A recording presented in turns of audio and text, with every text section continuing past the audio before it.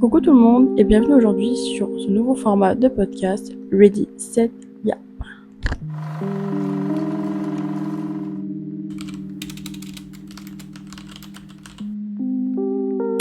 J'ai choisi aujourd'hui d'aborder le sujet de savoir ce qu'on veut faire plus tard, parce que je trouve que c'est un sujet qui va bien de saison vu qu'on approche bientôt de la rentrée.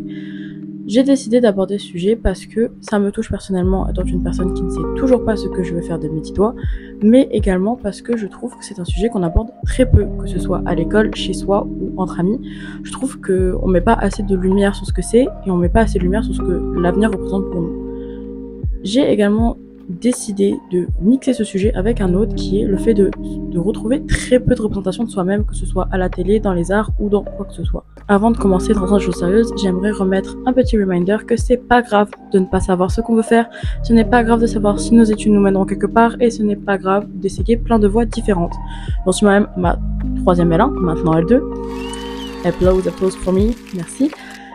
Et ce n'est absolument pas grave. Ce n'est pas grave de reprendre les études à 25 ans, ce n'est pas grave de les arrêter et ce n'est pas grave de faire un métier que d'autres n'aiment pas. Tout simplement, faites ce que vous voulez, aimez-vous et c'est tout. Maintenant, on va rentrer dans le vif du sujet et c'est ça qui nous intéresse. On aura plus de facilité à vous enfermer dans un travail alimentaire plutôt que de vous mettre dans un travail qui vous plaira réellement et qui accomplira quelque chose en vous. Dans le sens où l'assistante sociale à l'école ou la CPO ou quoi que ce soit aura plus de chances de vous amener vers un milieu qui sera par exemple d'être caissier ou dans l'usine, ou si vous avez des bonnes notes dans le milieu médical, tandis qu'ils en auront un peu rien à faire de ce que vous aimez. Dans le sens où aucun ne vous dira vous êtes artiste, bah continuez et vous aurez un métier comme ça, ou donnez-vous les moyens de l'être et foncez à fond. Non, on ne vous dira pas ça. Le plus souvent, on vous enverra faire un vrai métier comme ils disent et d'oublier un peu toutes vos gamineries. C'est comme ça que l'on crée des personnes qui, hélas, ne peuvent jamais continuer dans leur hobby. C'est comme ça que beaucoup de gens sont conditionnés à se dire que oui, un métier alimentaire vaut mieux qu'une passion. Et c'est pas le cas. C'est pas le cas, mais hélas, l'éducation nationale et également les gens qui nous entourent ne nous aident pas toujours à croire en ça. Je sais que pour les familles, ainsi que l'école, c'est très compliqué d'imaginer une vie où un enfant ou un adolescent continue sa vie dans ce qu'il aime. En fait, on a l'impression que l'éducation nationale n'aime pas que les jeunes vivent de leur passion, parce qu'en fait, ça ne rapporte pas d'argent à l'État et donc ce n'est pas bon. Pour eux, ce n'est pas un investissement qui marche. Alors que la réalité, c'est que l'éducation nationale devrait encourager toute jeune personne, peu importe le milieu où il veut être. Que ce soit dans l'art, que ce soit dans la médecine, que ce soit dans les industries, n'importe lequel, plutôt que de l'envoyer tout de suite au premier purgatoire qu'il trouve. Mais le problème, c'est qu'en pensant comme ça, les jeunes ne vont absolument pas se développer et vont rester sur l'idée de « Ah je suis nul, donc je suis nul. Si je suis nul, mon métier le sera aussi. » Et du coup, j'ai pas le choix parce que comme je suis nul à l'école, je ferai rien de bien plus tard. Et c'est comme ça que sont conditionnés énormément de jeunes et c'est pour ça qu'on trouve de moins en moins de jeunes qui arrivent à se lancer dans ce qu'ils aiment. Même si les réseaux sociaux aujourd'hui sont une bonne chose dans le sens où c'est beaucoup plus simple de se lancer, que ce soit dans l'art, dans la musique, etc. C'est beaucoup plus facile de montrer ce qu'on est, mais c'est toujours tout autant dur de se faire repérer et d'exceller, tout est relatif, mais de réussir dans son milieu en fait. C'est toujours aussi dur de se faire une place, peu importe la taille des réseaux en fait. Et surtout que la fame des réseaux est hélas assez éphémère, malgré tout ce qu'on veut. C'est très dur d'y rester longtemps et c'est tout aussi dur de se faire un nom. La maintenir et la créer est tout aussi compliqué. Maintenant, aujourd'hui avec les réseaux sociaux, on a la chance d'avoir des personnes qui arrivent à un peu plus montrer ce qu'on peut faire et également montrer qu'on peut y arriver peu importe d'où on vient. Même si je pense que la méritocratie n'existe pas, on va mettre ça tout de suite. Beaucoup de gens vont dire oui, mais si on veut on peut, c'est pas vrai. C'est faux. On y arrivera beaucoup plus facilement quand on sera une personne blanche, quand on sera dans un milieu aisé et également tout simplement quelqu'un dont on n'a aucun problème. Quand on n'a aucun stéréotype ou quoi que ce soit, c'est beaucoup plus facile d'y arriver. Mais en tant que personne racisée, c'est tout de suite beaucoup plus compliqué parce que déjà, trouver des représentations de soi-même est déjà très compliqué. Quand j'étais plus jeune, j'avais énormément de mal à trouver des personnes qui me ressemblaient. Parce que déjà de 1, c'était compliqué de trouver une rebeu. Déjà, c'était compliqué de trouver une rebeu. C'était compliqué de trouver une rebeu aux cheveux frisés, qui les assumait. J'avais beaucoup plus l'habitude de voir des personnes blanches aux cheveux très lisses, voire vraiment lisses, de voir des personnes très fines, très grandes, alors que je suis petite, je suis ronde, je suis métisse, j'ai les cheveux colorés. Et ça a été dans peu importe le domaine, que ce soit dans les films, par exemple avec les Disney, on se rend bien compte que même le peu de personnages métis ou racisés qu'on avait, c'était quand même des personnages qui correspondaient pas totalement à la réalité. Par exemple, rien qu'avec Jasmine, certes, c'est censé être une personne arabe, mais pour autant, elle n'a pas les traits qu'on pourrait retrouver.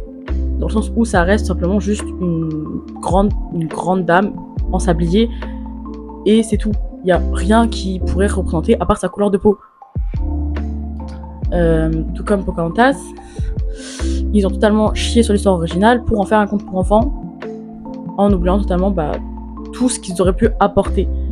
Même s'ils ont réussi à incorporer des nouvelles couleurs de peau, des nouvelles types de personnes, ça ne marche pas parce qu'on ne se retrouve pas totalement non plus. Après, grâce aux derniers qui ont commencé à faire, que ce soit après c'est la grenouille Vaiana, on commence à retrouver un peu de représentation, mais c'est toujours très compliqué. Et sans compter que dès qu'on commence à remettre un peu de représentation dans ce qui peut être maintenant représenté, ça ne plaît pas.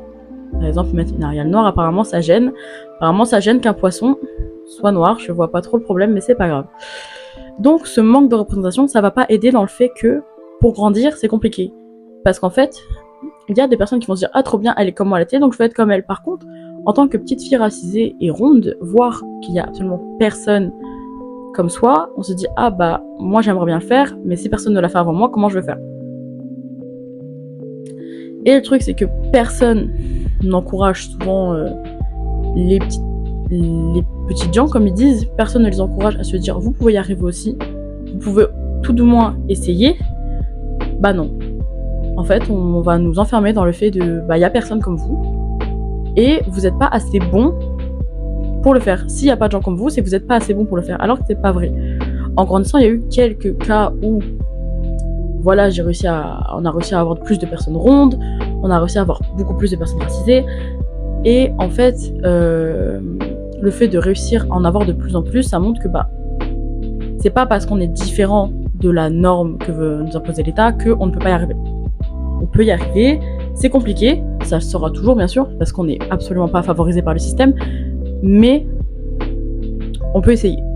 On va peut-être se rater, on va peut-être réussir, mais tant qu'on n'a pas essayé, on peut pas le savoir. Et c'est super dur de grandir sans représentation, c'est super dur de grandir sans avoir réellement d'idée de « Ouais, mais qu'est-ce que je vais faire en fait ?» Parce que tu sais pas si, ayant fait, comme je vous ai dit, plusieurs licences, c'est super dur de se dire « Ouais, mais... Et si je continue et que j'aime pas, qu'est-ce que je fais ?» Ouais, mais si j'ai pas de diplôme, techniquement, je peux faire quoi hormis des métiers alimentaires ? Ouais, mais si là maintenant je continue à faire des vidéos et que ça marche pas, qu'est-ce que je vais faire sachant que c'est ça que j'aimerais faire ? C'est super dur de se dire que en fait il y a réellement pas de personne qui puisse vous aider plus que vous-même. Dans le sens où il y a que vous qui pouvez savoir ce que vous aimez et ce que vous voulez faire. C'est super dur de choisir une voie, surtout si elle ne mène pas forcément à grand chose. Mais il faut se dire qu'il faut essayer. Après, je sais que c'est plus facile à dire qu'à faire parce qu'il y a beaucoup de voies qui sont bloquées par l'argent, déjà par le biais que beaucoup d'écoles de métiers artistiques sont payantes. Par exemple, école de mode, école de musique, école d'art, ça coûte un bras. Mais, je vais être très sincère, l'école ne fait pas l'artiste. C'est pas parce que vous n'avez pas fait d'école de mode, parce que vous n'avez pas fait d'école de musique que vous pouvez pas devenir quelqu'un dans la mode. L'école, ça veut absolument rien dire, que ce soit en termes de notes, que ce soit en termes de grandeur d'école, ça ne veut rien dire. Et ça ne fait absolument rien sur ce que vous valez. Ce n'est pas parce que vous étiez mauvais à l'école que ça y est, vous ne serez rien et que vous ne ferez rien. Ça veut rien dire. Et ça, en fait, faut que les gens le comprennent parce que c'est compliqué. Parce que, comme j'ai dit plus tôt, quand on dit qu'on vient d'un milieu professionnel, on va tout simplement dire « Ah, en gros, t'as été refusé de général parce que t'étais trop con. » Voilà. Techniquement, ça va être un peu l'argument du « Ouais, j'ai été en général. » Ou « moi j'ai été en général, donc je suis plus intelligent. Ouais, moi j'ai été en pro, donc je suis un peu moins intelligent que les autres. » Ça ne veut rien dire. Surtout qu'en plus, parfois, on se fait juger par le nom de nos écoles. C'est-à-dire que, ayant été en école en cité, on va forcément dire que je suis plus bête qu'une personne qui a été en école en campagne. Parce que eux, c'est des meilleures écoles. Et que la mienne, c'est une école de cité, donc c'est pas ouf. Ça vaut pas trop. Alors que ça veut littéralement rien dire sur ce que vous êtes et sur ce que vous allez faire. Heureusement, aujourd'hui, on commence à avoir de plus en plus de représentation de minorités sur l'entièreté des réseaux ou encore de la télé, des arts, etc. On arrive à voir enfin des chanteurs qui nous ressemblent, des peintres qui nous ressemblent, même si c'est compliqué de les voir à la télé parce que forcément on veut pas montrer des arabes ou des noirs ou quoi que ce soit à la télé, ce sera plus des bons français ou quoi que ce soit qu'on voudra montrer. Mais la chance des réseaux, c'est que on peut se faire un nom quand même. On peut quand même être beaucoup plus montré qu'à la télé, parce qu'à la télé c'est beaucoup plus maîtrisé que sur les réseaux. Sur les réseaux, on aura beaucoup plus de chances de voir des gens comme nous qu'à la télé. C'est pour ça que j'ai été branchée réseau très jeune, et c'est grâce à ça que j'ai pu trouver des personnes qui me ressemblent et qui y arrivent, et qui continuent malgré que le fait d'être une minorité est un frein. Parce que, faut se le dire, le fait d'être arabe, noir, ou le fait d'être grosse, ou même le fait juste d'être une femme, ou d'être LGBT, va être un frein. Peu importe dans quel domaine ça le sera. Par exemple, être une femme sur les réseaux, c'est un frein énorme, parce qu'il y a énormément de chances que, peu importe comment vous soyez, il y ait des remarques qui prennent toute la place. Sans compter le fait que parfois c'est pour des broutilles mais minuscules, que ce soit par exemple par la voix. Si on a une voix trop féminine, ça va pas le faire. Si on a une voix trop enfantine non plus, et si on a une voix trop masculine, c'est pas bon non plus.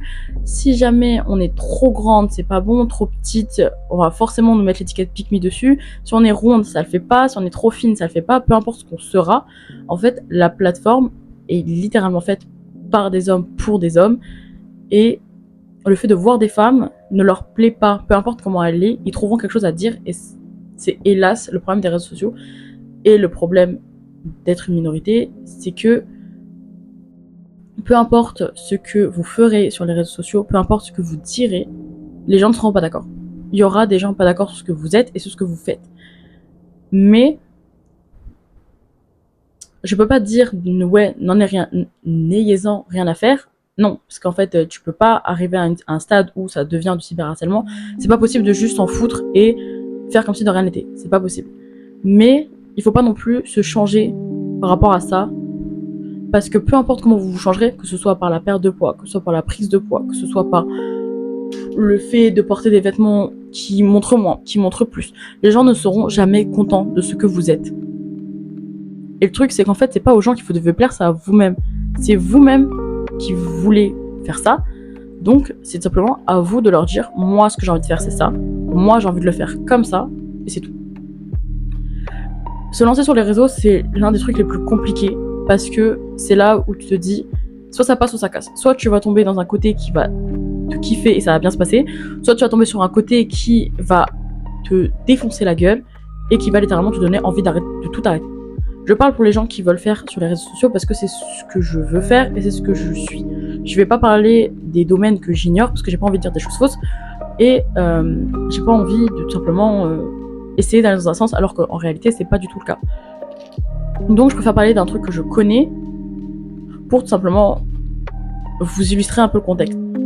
Donc donc aujourd'hui je vais avoir 22 ans bientôt, j'ai mis 20 ans de ma vie à savoir réellement ce que je voulais faire. Et à force de chercher et à force de traîner avec des personnes qui m'ont aidé, j'ai commencé à comprendre que moi ce que j'aimais réellement c'est faire du contenu et que je saurais jamais si j'aime ça, je saurais jamais si les gens peuvent aimer ce que je fais si je ne le fais pas. Donc je me suis dit que je continue mes études, etc. Mais en même temps je veux faire du contenu pour voir si c'est réellement ce que j'aime faire. Parce qu'en fait il n'y aura jamais réellement d'idées, de trucs qui arrivent si je ne l'essaye pas en fait. Si j'essaie pas de le faire, je saurai jamais si c'est ça que j'aime, je saurai jamais si ça va marcher et je saurai jamais réellement si c'est ça que je vais faire plus tard en fait. Tant que je me serais pas lancée dans l'idée, je saurais pas. Donc j'invite toute personne qui a envie de créer sur les réseaux sociaux. Je suis pas la meilleure parce que j'ai pas beaucoup d'audimat et c'est pas forcément moi qui vais forcément inviter le plus de personnes à le faire. Mais si vous avez des idées, faites-le. Que ce soit de faire du cinéma, que ce soit de faire de l'art, de la musique, de la peinture, de la vidéo, faites-le. Que ça ne marche pas, on s'en fout. Et que vous l'aimiez, c'est le principal. Je pense pas faire des vidéos excessivement longues, mais je voulais quand même faire passer un message par rapport à cette vidéo, dans le sens où je suis une petite fille minoritaire, j'ai été une petite fille de minorité, et je sais ce que c'est. Je sais ce que c'est que d'avoir été oubliée par les grandes industries. je sais ce que c'est que de ne pas se retrouver à la télé, je sais ce que c'est que de ne pas se retrouver en musique, je sais aussi ce que c'est de ne pas non plus trouver ce que j'aime au magasin, je sais. Je ne suis pas porte-parole pour autant de toutes les minorités, mais je peux dire que j'ai connu ce que la plupart des minorités ont connu, en tout cas, je parle en France où, voilà. J'ai compris que très vite, si je ne cherchais pas, je ne trouverais pas de personnes qui me ressemblent en fait. Si je ne cherche pas, la télé ne m'offrira pas des gens qui me ressemblent. Parce que tout simplement, je ne trouverai pas de films, je ne trouverai pas de séries, de vidéos, d'émissions où des gens me ressemblent si je ne cherche pas. C'est ça qui a éveillé, je pense, mon envie d'être sur les réseaux sociaux, c'est parce que c'est l'un des seuls endroits où j'ai réussi à trouver des personnes talentueuses, des personnes qui y arrivaient, qui commençaient pourtant de très très bas, hein, mais qui y ont réussi, peu importe leur handicap, peu importe ce que la vie leur mettait dans les roues, bah ça marchait. Parce qu'ils continuaient malgré tout, même si ça marchait pas à fond. Il y a des gens que je follow qui marchent pas non plus à des millions et millions de vues, mais qui continuent dans leur art et qui apprécient ça. Et en fait, ça m'a vraiment montré que, bah, en fait, ce que je veux faire, c'est aimer ma vie, en fait. En fait, je veux continuer à faire ce que j'aime, sans pour autant m'enfermer dans une bulle où boulot, métro, dodo. Voilà. S'il faut qu'entre 2 prises de taf, entre 2 prises de partiel, je fasse une vidéo de 20 minutes pour expliquer un petit sujet tout bête, et bah je le ferai parce que c'est ce que j'aime faire. Faire une petite vidéo de mode où voilà, je m'habille en petit réel, bah ça me plaît aussi, et du coup je veux le faire. Je veux juste avancer dans ma vie où je me dis, bah je le fais parce que j'aime bien en fait. Voilà, ce que j'ai envie de faire, c'est de kiffer ma vie et c'est tout. C'est super dur à se dire, j'ai mis 20 ans, 21 ans de ma vie à me le dire. Et je vous invite tous à franchement vous dire que ce que vous avez envie de faire, c'est de kiffer votre vie, peu importe le cursus, peu importe ce que vous avez envie de faire, faites-le. Si vous, votre délire, c'est d'arrêter les études parce que ça vous plaît absolument pas et que y a un métier, genre un métier tout con, genre par exemple caissier ou fleuriste qui vous intéresse, bah faites-le. Arrêtez les cours et prenez une formation de fleuriste. Voilà. Ouais, ce qui vous plaît c'est de faire des vidéos, bah faites-le. Mais je sais que je me suis beaucoup reposée sur le truc de mais j'ai pas le temps, mais j'ai pas envie, mais j'ai la flemme, mais est-ce que ça plaît pas? En fait, je m'en fous. Voilà. En fait, faut s'en foutre de ouais, mais est-ce que ça va marcher? Ouais, mais est-ce que les gens ils vont aimer? En fait, on s'en fout. Tant que vous appréciez ce que vous faites et tant qu'il y a un minimum de cœur mis dedans, c'est le principal. Parce qu'en fait, la seule personne qui va vraiment regarder ce travail au plus profond, c'est vous-même et personne d'autre en fait. Personne va se dire oh là là combien de temps Yael a mis sur le montage, oh là là combien de temps Yael a mis à se filmer, oh là là, non. Personne va le faire par vous. Et c'est réellement le principal de la chose, c'est de se dire il y a que vous qui allez voir le fond de votre œuvre. Et c'est pour ça que c'est le plus important qu'elle vous plaise à vous et pas n'importe qui d'autre. J'espère que ce premier épisode vous a plu. Si vous avez des choses à dire, n'hésitez pas, mettez-le en commentaire. Je posterai peut-être une version podcast sur Spotify, on verra si on verra. Et je ferai sûrement d'autres petites vidéos par-ci par-là. Je ne sais pas encore à quelle fréquence je sortirai, mais si ça vous plaît, n'hésitez pas à me le dire, n'hésitez pas à me donner des conseils. C'est ma première vidéo. Peut-être que les choses sont mal dites, peut-être que non. Moi, je pense avoir dit les choses comme je les pensais. Et j'ai parlé en tant que personne de minorité, et j'ai parlé selon mon point de vue. Mon point de vue n'est pas omniscient, mon point de vue n'est pas tout puissant. C'est-à-dire que si vous ne pensez pas pareil que moi, c'est possible. Vous pouvez m'expliquer votre point de vue en commentaire, dans la bienveillance bien sûr, parce que, comme je l'ai dit, j'ai pas la réponse à tout, et je ne suis pas tout le monde, donc je ne sais pas tout. Mais je vous invite à partager ce que vous en avez pensé. Et donc, on se dit à bientôt, et puis clap de fin. Bisous!